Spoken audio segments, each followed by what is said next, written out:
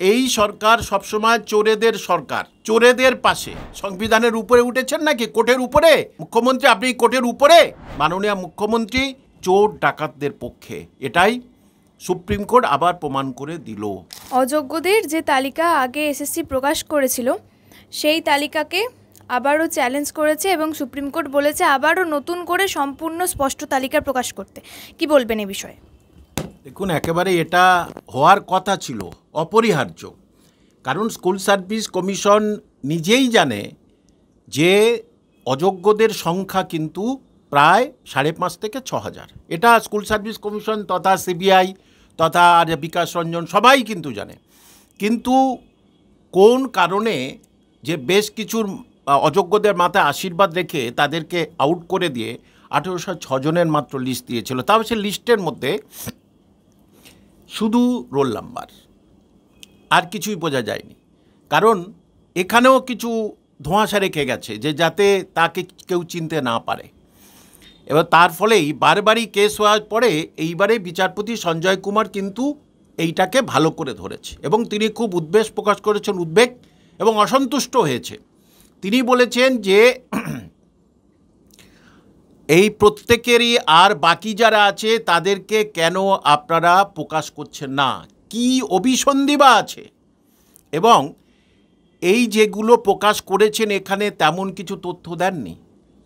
এইবারে যে বলেছে যে তথ্যগুলো দেবেন আপনি সেগুলো মারাত্মক, একেবারে সবাইকে লোক জেনে যাবে।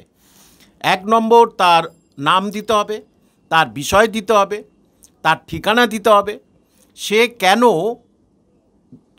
অযোগ্য, অর্থাৎ শূন্য খাতা জমা দিয়েছে, না সে আদৌ পরীক্ষা দেয়নি, না কি সে এসসি ছিল, সে জেনারেলে গেছে। এই যে ভয়াবহ তথ্যটাও প্রকাশ করতে বলেছে, কেন সে অযোগ্য।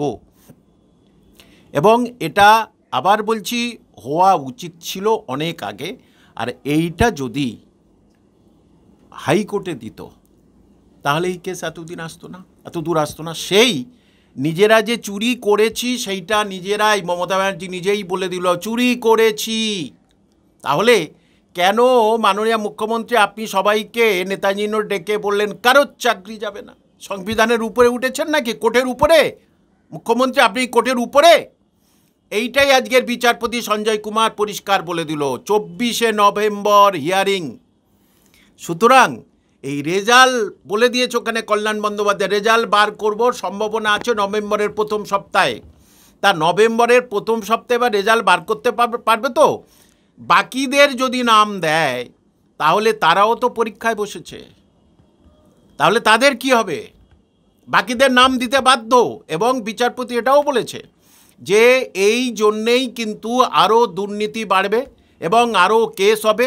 তাহলে আপনারা স্বচ্ছতার প্রশ্নে কেন স্বচ্ছতাতে কেন জিজ্ঞাসা রাখছেন, কেন প্রকাশ করছেন, অস্বচ্ছতা প্রকাশ করছেন কেন? সেইটাই কল্যাণ বন্দ্যোপাধ্যায় হ্যাঁ না করে কল্যাণ বন্দ্যোপাধ্যায় শেষ পর্যন্ত রাজি হয়ে গেছে। সুপ্রিম কোর্টের বারংবার পর্যবেক্ষণ সত্ত্বেও সঠিক এবং স্পষ্ট তালিকা প্রকাশ করা হচ্ছে না, এবং করা হলেও সেটা সঠিকভাবে হচ্ছে না।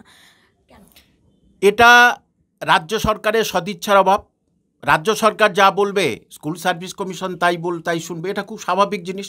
সুতরাং রাজ্য সরকার তথা স্কুল সার্ভিস কমিশনের সদিচ্ছার অভাব।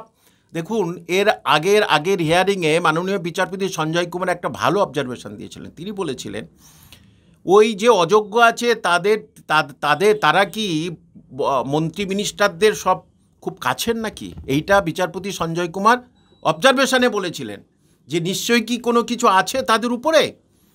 আর এই কারণেই যে অনেক নেতা মন্ত্রী তাদের খুব কাছের লোকজনকে বাদ দেওয়া হয়েছিল। লিস্ট দেবো, একটা দেবো, লিস্ট 2বার 3বার লিস্ট দেবো কেন? তার মানে আপনাদের মধ্যে একটা চুরি মানে চৌর্য কি বলবো বৃত্তি একটা আছে, প্রকাশ করছে। তাহলে পরিষ্কার পরিচ্ছন্নভাবে কেন দিচ্ছেন না? এবং এখনও পর্যন্ত 12% হারে তাদের কাছ থেকে টাকা ফেরত নেয়নি, এখনও নেওয়া হয়নি। সেটা বহুদিন আগে নেওয়ার কথা, এখনও নেয়নি। সুতরাং এই যে রাজ্য সরকার পাঁকে পড়ে গেল কেন? এখন যদি ওই লিস্টগুলো দেয় তাহলে বড় বড় নেতা মন্ত্রীর কাছের লোকজনগুলো কিন্তু ওই লিস্টের মধ্যে যাবে। আর সামনে ইলেকশন, এই ইলেকশনে তাহলে পুরো কঙ্কাল বার হয়ে আসবে মমতা ব্যানার্জির, যে আমার ভারতবর্ষের মতো একটাই রাজ্যে যেখানে চোর চুরি করে বলে আমি চুরি করেছি, এই হচ্ছে কি এতজনের লিস্ট আমি দিলাম, আরও বাকি লিস্ট দিয়ে মমতা ব্যানার্জিকে বলতেই হবে এই আমি চোরেদের লিস্ট দিলাম। এবং সুপ্রিম কোর্ট এটাও বলেছে যে মানে যাদের অযোগ্যদের নাম বের করা হয়েছে তারা যাতে আর কোনোভাবে পরীক্ষায় বসতে না পারে, সেটা কি রাজ্য বা সরকার সঠিকভাবে ব্যবস্থা নিতে পারবে, কি মনে হয়? দেখুন, অনেকেই বলছেন, আমি বলছি এটা সঠিক কি আমি বলতে পারবো, অনেকেই বলছেন যে অনেকে অযোগ্য তারা কিন্তু পরীক্ষায় বসেছে এবং বলেছে যে আমরা অযোগ্যদের বাতিল করেছি, তাদের কাছ থেকে টাকা নিয়েছে, তাদেরকে জামাই আদর করেছে আর তাদেরকে চাকরি থেকে বরখাস্ত করবে। এটা কোনোদিন এই সরকারের, সেই মস্তিষ্ক এই সরকারের নেই। কারণ এই সরকার সবসময় চোরেদের সরকার, চোরেদের পাশে। যারা চাকরি চুরি করেছে, করে যার চাকরি পেয়েছে পিছন থেকে তাদের চাকরি গেল, আর যারা মদত দিল চাকরি চুরিতে তারা বুকের বোতাম খুলে ঘুরে বেড়াচ্ছে। বাহ! অর্থাৎ মাননীয় মুখ্যমন্ত্রী চোর ডাকাতদের পক্ষে। এটাই সুপ্রিম কোর্ট আবার প্রমাণ করে দিল যে ভারতবর্ষের ইতিহাসে কোনো রাজ্যে এরকম, অনেক রাজ্যে দুর্নীতি হয়েছে, কিন্তু কোনো রাজ্য এরকম দুর্নীতি লুকিয়ে লুকিয়ে লুকিয়ে শেষে বলেনি হুজুর আমি চুরি করেছি, এই চোরদের লিস্ট। এবং নতুন করে যারা আবারও নবম, দশম, একাদশ, দ্বাদশে পরীক্ষাতে বসলো, সেই পরীক্ষার মধ্যে কতটা স্বচ্ছতা রয়েছে বলে মনে করেন, নাকি আবারও সেই পরিস্থিতি, আগের মতো পরিস্থিতি সৃষ্টি হতে পারে? দেখুন, আগের মতো পরিস্থিতির সৃষ্টি হলেও হতে পারে। কারণ বলছি, একটা পরীক্ষার হলগুলোতে কিন্তু সঠিকভাবে শৃঙ্খলা মেনে চলা হয়নি। পরীক্ষার হলে মোবাইল ফোন নিয়ে ঢুকেছে অনেকে, বলছে এসে শুনেছি। পরীক্ষার হলে মোবাইল ঘাঁটছে, পরীক্ষার হলে ওর সঙ্গে কথা বলছে, ওর সঙ্গে কথা বলছে, আবার কোনো হলে ভালো আছে। কিন্তু এটা হ্যাবক পরিমাণে কিন্তু হয়েছে, যে ডিসিপ্লিন কিন্তু মানেনি, একে অপরের খাতা দেখেছে, এইসব করেছে, যাতে আমরা দুর্নীতিগ্রস্ত উপায়ে চাকরিটা পেতে পারি। এবং দুর্নীতিবাজ যারা চোর, যারা দাগি, তারা কিন্তু ওর ভিতরে ছিল বলে অনেকে মনে করছে, আমিও মনে করছি। সঠিক হতে পারে, আবার না হতে পারে, কিন্তু সেটা বোঝা যাবে রেজাল্ট যখন ডিক্লেয়ার হবে, তখন বোঝা যাবে যে কি হয়।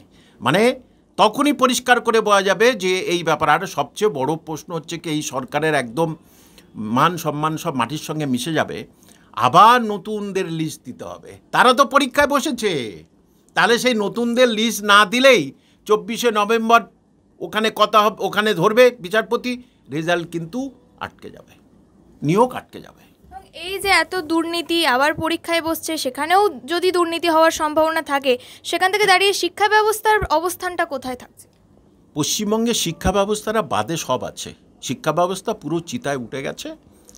এইবারে এই শুধু আগুনটা ধরিয়ে দিলে হলো, শিক্ষা ব্যবস্থা শেষ। 2012 থেকে 2016 জুলাই পর্যন্ত 25,359টা প্রাইমারি স্কুল বন্ধ প্রায় আছে, ছেলে মেয়ে নেই। এবং 8,000-এর মতো আপার প্রাইমারি হাই স্কুল, এটা হচ্ছে কি বন্ধ হওয়ার মতো পরিসংখ্যান বলছে। তাহলে আপনি বলুন, রাজ্যের মাদ্রাসাগুলোর অবস্থা খুব খারাপ। কারণ মুখ্যমন্ত্রী মাদ্রাসা শিক্ষামন্ত্রী হয়ে আছে, কিন্তু মাদ্রাসার কোনো উন্নয়ন নেই। মাদ্রাসার সেই 614টা মাদ্রাসা বামফ্রন্টের সময় ছিল, এখনও 614টা মাদ্রাসা আছে। অর্থাৎ বামফ্রন্টের থেকেও খারাপ এই সরকার। এবং মাদ্রাসা শিক্ষামন্ত্রী হয়ে মাদ্রাসার রেজাল্ট 14 বছর ধরে গ্রুপ ডি রেজাল্ট বার হয়নি, 17টা সাবজেক্টের রেজাল্ট বার হয়েছে, 19টা সাবজেক্টের রেজাল্ট বার হয়নি। মুখ্যমন্ত্রী আপনি জবাব দিন। আমি নওশাদ ভাইকে বলবো, এইটা নিয়ে নওশাদ ভাই আপনি জবাব চান বিধানসভা। নওশাদ ভাই, আপনাকে আমি উদ্দেশ্য করে বলছি, বিধানসভা আপনি এইটা জবাব চান। আপনি একমাত্র জবাব চাইতে পারবেন মাদ্রাসার হয়ে। আমিও তো অনেক বলেছি, অনেক কিছু করেছি, কিন্তু বিধানসভায় আপনি এটাকে একবার ফাটাফাটি করে দিন। কেন মাদ্রাসা নিয়ে সংখ্যালঘু তথা হিন্দু ভাই বোনদের সঙ্গে প্রতারণা করছেন উনি? যে সুতরাং শুধু স্কুল সার্ভিস কমিশনের এই সুপ্রিম কোর্টের মানে ঘা খেয়ে পরীক্ষাটা নিল, কিন্তু মাদ্রাসাতে প্রচুর কেস কামারি ইত্যাদিতে হয়ে আছে এবং অসম্পূর্ণ কেন, সেটার জবাব মুখ্যমন্ত্রী দিতে পারবে? সেই জবাবটা নওশাদ ভাইকে বিধানসভায় চোখে চোখ রেখে নিতে হবে।